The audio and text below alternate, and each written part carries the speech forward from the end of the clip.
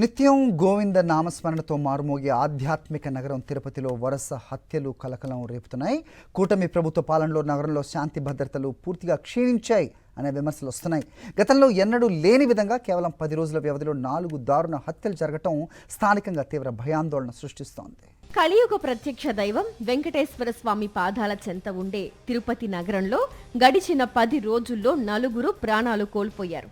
నగరంలో విచ్చలవిడిగా పెరిగిన గంజాయి విక్రయాలు, డ్రగ్ కల్చర్, మద్యానికి బానిసలైన యువత పేట్రేగిపోవడమే ఈ ఘోరాలకు కారణమని తెలుస్తోంది. ఈ నెల 8వ తేదీన లక్ష్మీపురం సర్కిల్ పరిధిలోని ఒక పెళ్లి వేడుకలో కత్తులతో దాడి జరిగి 2 అక్కడికక్కడే ప్రాణాలు కోల్పోయారు.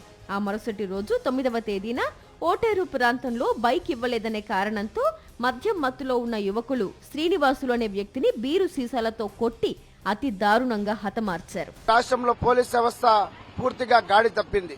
ఎందుకంటే ఈరోజు మహిళలకు కావచ్చు, అదేవిధంగా విద్యార్థులకు కావచ్చు, అదేవిధంగా ప్రజలకు కావచ్చు, ఎక్కడ చూసినా కూడా రోడ్లపైనే హత్యలు జరుగుతున్నాయి. పదార్థాల ప్రభావం, క్షణికావేశంలో తీసుకుంటున్న నిర్ణయాల వల్ల 3 కుటుంబాల్లో పెను విషాదం నిండింది.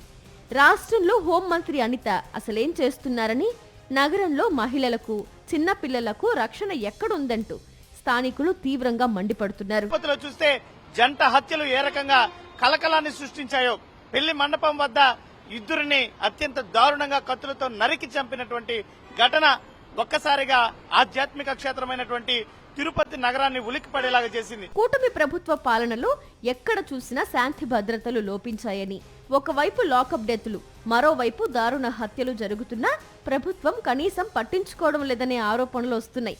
తిరుపతి లాంటి పవిత్ర నగరంలో ఇలాంటి అసాంఘిక శక్తులను కట్టడి చేయాల్సిన యంత్రాంగం మౌనంగా ఉండటంపై ప్రజలు ఆగ్రహం వ్యక్తం చేస్తున్నారు. కూటమి ప్రభుత్వం అధికారంలోకి వచ్చినప్పటి నుంచి, అంటే కూటమి ప్రభుత్వం ఎన్నికల్లో గెలవబోతుందని రిజల్ట్ రోజు మొదలుపెట్టినటువంటి హింస ఈ రోజుటి వరకు కూడా కొనసాగుతా ఉంది. ప్రభుత్వ నిర్లక్ష్య వైఖరిపై స్థానికులు మండిపడుతున్నారు.